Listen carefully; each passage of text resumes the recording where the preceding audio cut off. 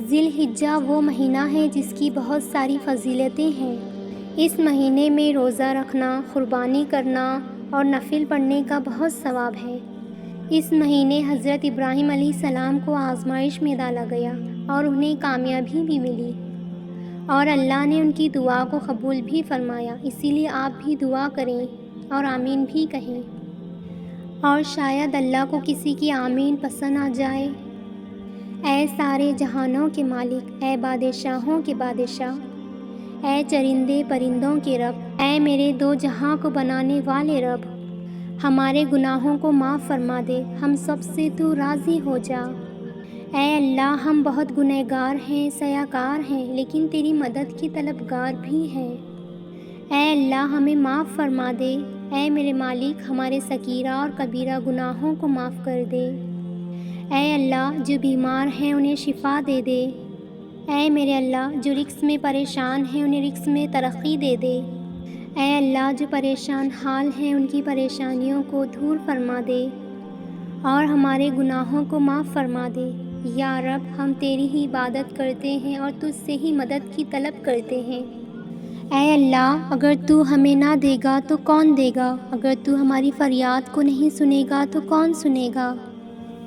اے رب، جس طرح تو نے ابراہیم علیہ السلام کو آزمائش میں کامیابی عطا کی، ہمیں بھی ہماری آزمائشوں میں کامیابی عطا فرما۔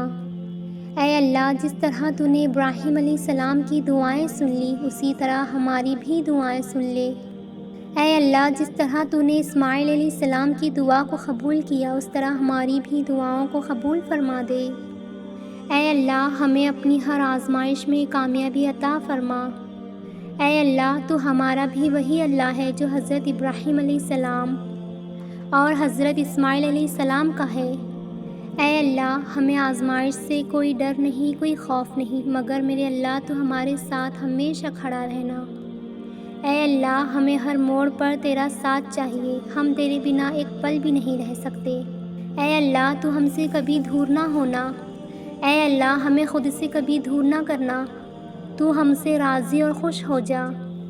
اے اللہ، ہمارے ماں باپ کو سلامت رکھ، صحت بھری زندگی عطا کر دے۔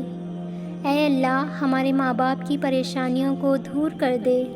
جن لڑکیوں کی شادی نہیں ہو رہی ہے، نیک دیندار ہم سفر سے نواز دے، جو انہیں زندگی بھر خوش رکھے، عزت دے، محبت دے، بہت پیار سے رکھے، ہمیشہ تیری راہ سے گمراہ نہ کرے کبھی۔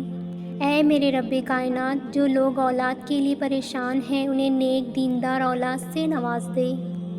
اے اللہ، ہمیں مرتے وقت کلمہ شہادت نصیب عطا فرمانا۔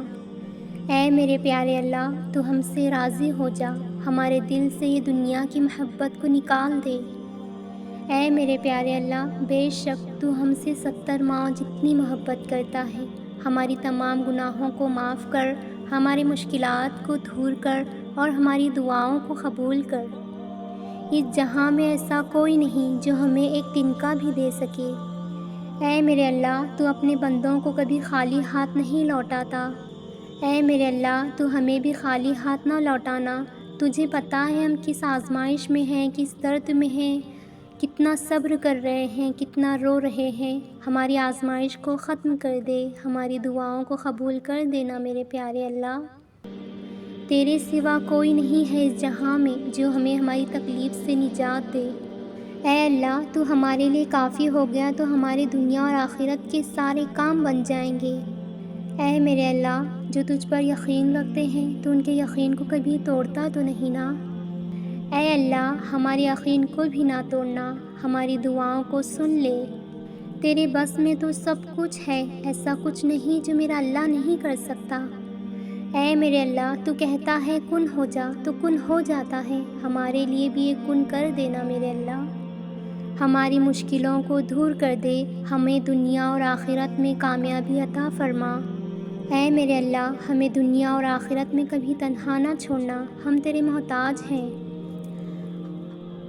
ہماری دعاؤں کو قبول فرما، تجھے تیرے پیارے نبی حضرت محمد مصطفیٰ صلی اللہ علیہ وسلم کا صدقہ ہماری دعاؤں کو قبول کر دے۔